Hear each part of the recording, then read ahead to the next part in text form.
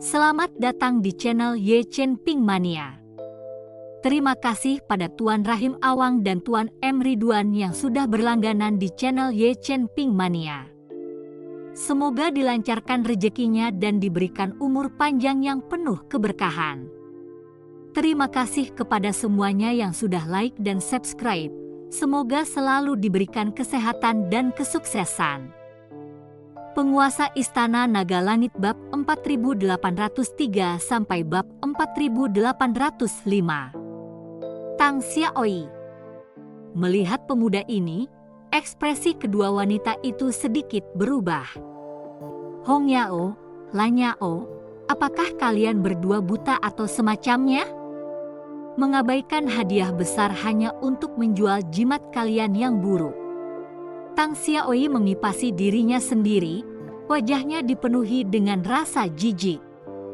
Tuanmu datang, apa maksudmu? Hong Yao bertanya. Kamu tidak kenal orang ini? Tang Xiaoi balas bertanya.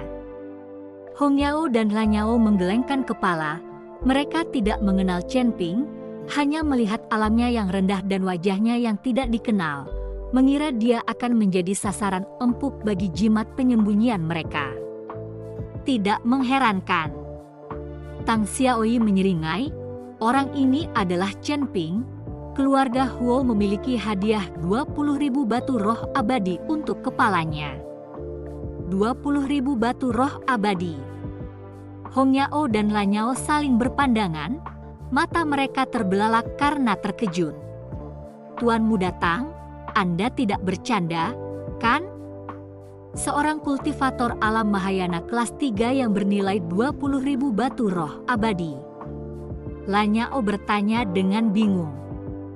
Siapa yang punya waktu untuk bercanda denganmu? Itulah yang dikatakan keluarga Huo. Aku tidak peduli di wilayah mana dia berada. Sekarang kalian berdua, enyahlah. Kalau kalian membuatku marah, anak buahku sudah lama tidak menyentuh wanita. Tang Xiaoi membentak kedua saudari itu. Tuanmu datang, jangan marah. Kami akan... Hong Yao cepat-cepat menarik adiknya sambil menyeringai malu. Namun, saat kedua saudari itu hendak berbalik untuk pergi, puluhan bola cahaya melesat dari tangan mereka. Bola-bola itu meledak menjadi cahaya yang menyilaukan, diikuti oleh serangkaian ledakan cepat. Terkena serangan mendadak, Tang Xiaoi tersandung mundur. Cepat pergi, apa kau mau mati di sini? Hong Yao menarik Chen Ping ke atas, dan mereka melesat dengan kecepatan tinggi.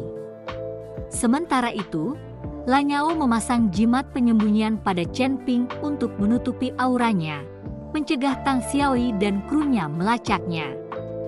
Sialan, kejar mereka!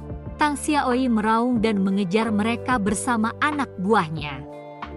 Hong Yao dan Lan Yao menyeret Chen Ping selama setengah jam penuh hingga jimatnya hilang, akhirnya berhenti untuk mengatur napas, terengah-engah.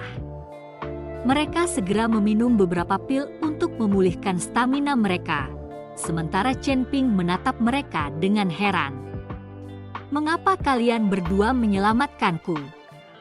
Chen Ping bertanya dengan bingung. Tidak ada alasan. Hong Yao tersentak di antara napasnya.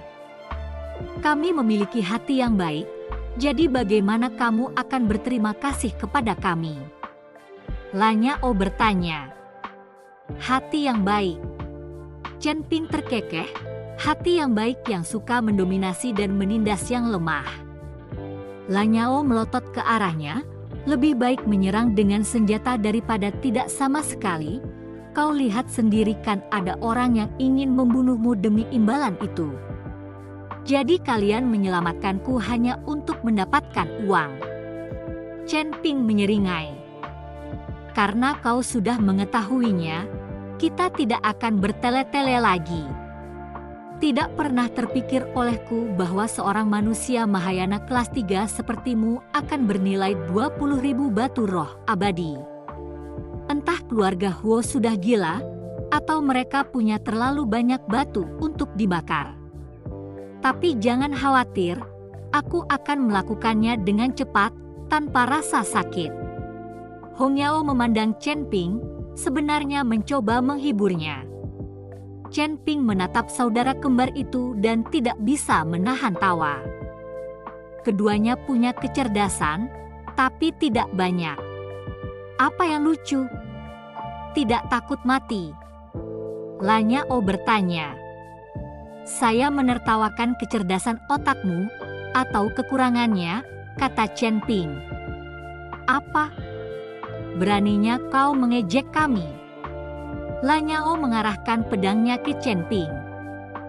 Pikirkanlah, apakah keluarga Huo berenang di dalam batu roh abadi, atau hanya bodoh saja, menawarkan 20.000 untuk membunuh seorang kultivator alam Mahayana kelas 3 sepertiku. Tidak bisakah mereka mengirim seorang tetua untuk membunuhku dengan mudah? Tidak ada perintah untuk membunuh. Tidak ada 20.000 batu. Chen Ping menjelaskannya. Terima kasih masih menyimak channel Ye Chen Ping Mania. Mata Hong Yao berkedip saat dia merenung dengan serius. Itu benar, bukan? Mengapa keluarga Huo tidak mengambil tindakan sendiri? Karena keluarga Huo tahu tidak semudah itu membunuhku. Aku punya seseorang yang mendukungku, seseorang yang tidak berani mereka ganggu. Itulah sebabnya mereka memberikan hadiah dan membiarkan orang lain melakukan pekerjaan kotor itu, jelas Chen Ping.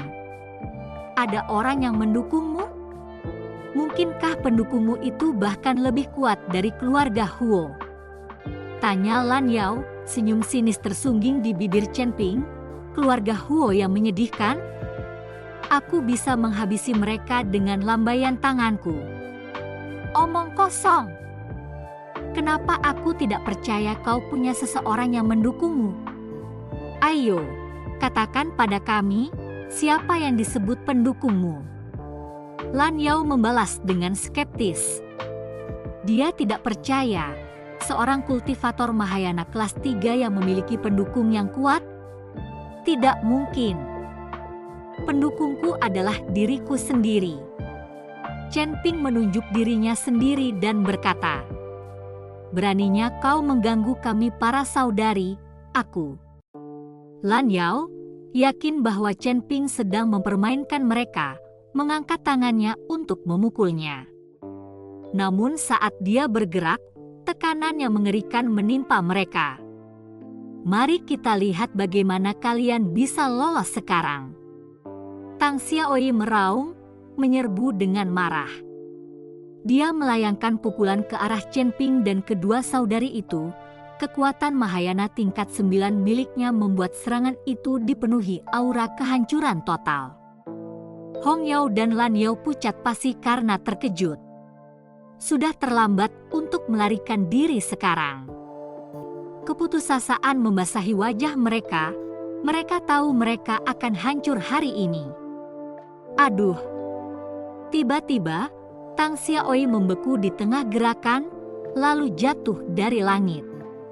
Matanya yang lebar menatap tak percaya ke dadanya, di mana sebuah pedang entah bagaimana telah menembusnya. Pedang pembunuh naga. Para wanita tercengang. Mereka bahkan belum melihat bagaimana pedang itu menyerang. Kedua pelayan Tang Xiaoyi di belakangnya memancarkan aura mengancam, memposisikan diri mereka secara protektif di sisinya. Keduanya merupakan dewa abadi transenden kelas 1, dan melihat tuan muda mereka tertusuk, alis mereka berkerut erat. Dengan kekuatan mereka bahkan tidak menyadari bagaimana pedang itu telah menembus tubuh tuan muda mereka. Teman Chen, kami dari sekte Tang. Ini tuan muda kami. Kami harap Anda mengampuni dia, kata salah satu kultivator sambil menangkupkan tinjunya ke arah Chen Ping. Untuk menusuk Tang Xiaoyi di dada dalam sekejap, tepat di bawah hidung mereka.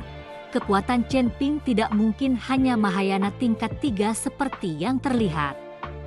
Belum lagi, Tang Xiaoyi berada di puncak Mahayana tingkat 9, Bagaimana mungkin seorang kultivator tingkat 3 bisa menusuknya dengan satu serangan?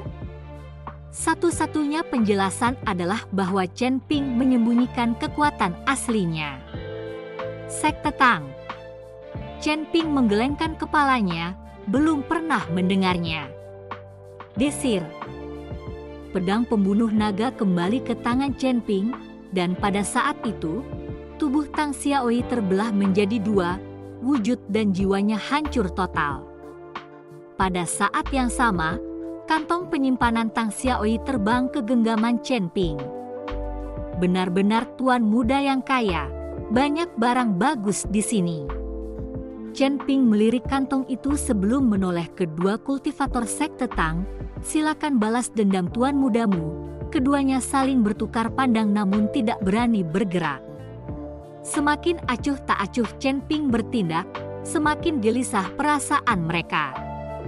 Mereka hanya bisa melotot ke arahnya, tangan terkepal, memancarkan aura menakutkan, tetapi mereka menahan diri. Serangan pedang tunggal itu telah membuat mereka terguncang.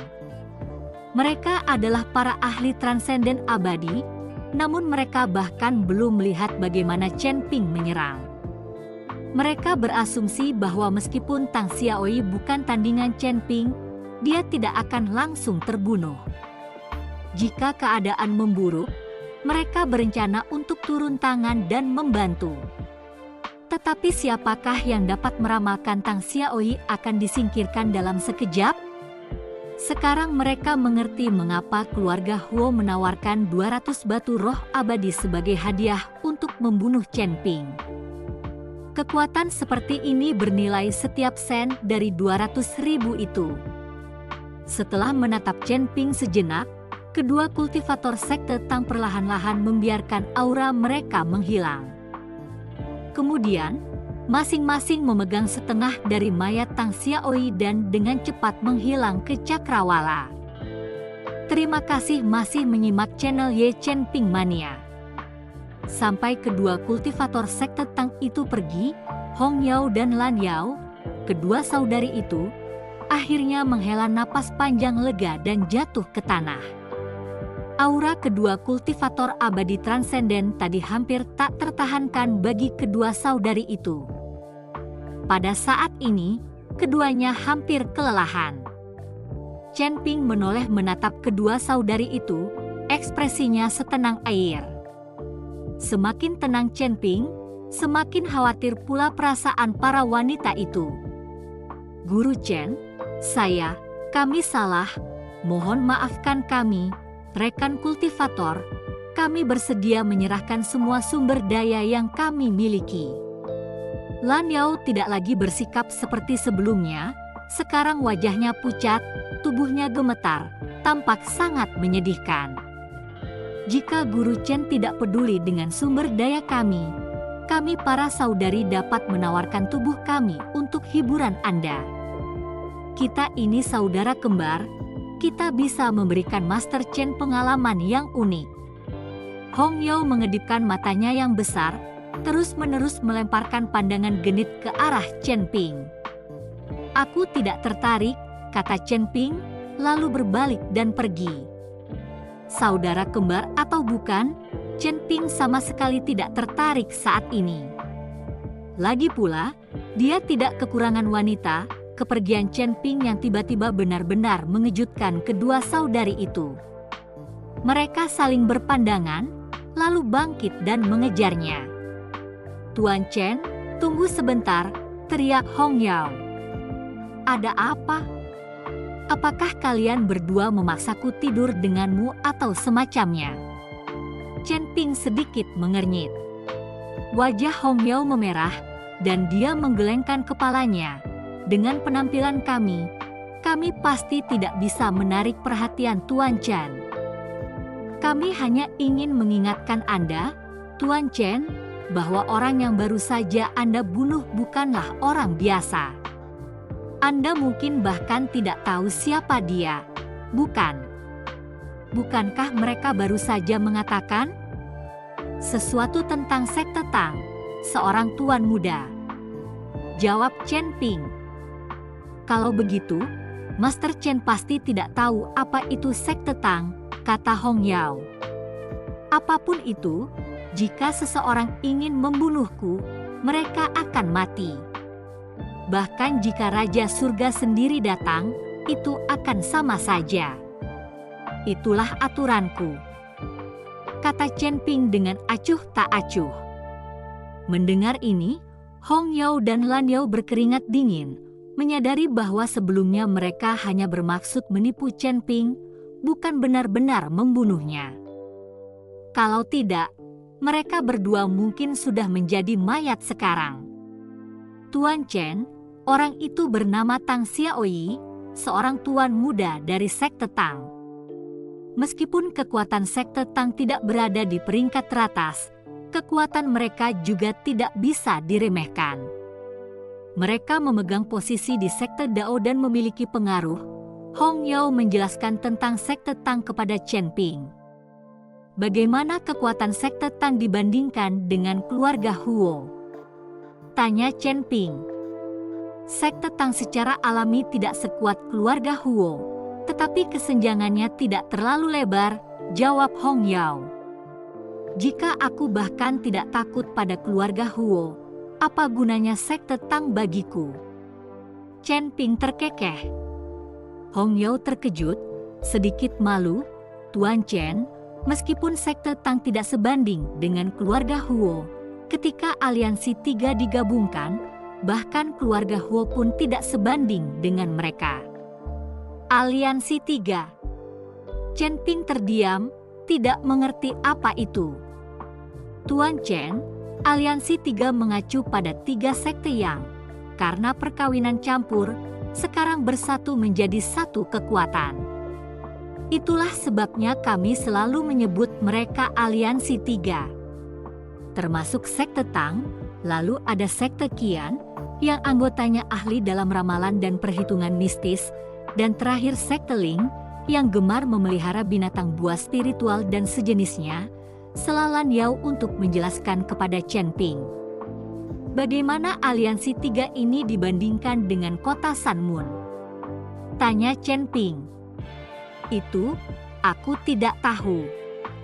Lagi pula, Sun Moon City cukup misterius, dan konon katanya merupakan salah satu kekuatan teratas di alam surgawi. Apakah aliansi tiga dapat menyaingi Sun Moon City? Aku tidak berani menebak. Lan Yao segera menggelengkan kepalanya. Kaisar kota matahari dan bulan adalah adik laki-lakiku. Apakah menurutmu aku takut pada aliansi tiga? Chen Ping mencibir dingin, lalu berbalik dan terus berjalan maju. Kedua saudari itu memperhatikan Chen Ping, sejenak tidak yakin apakah pernyataan itu sekadar bualan atau apakah dia memang benar-benar tangguh. Bersambung.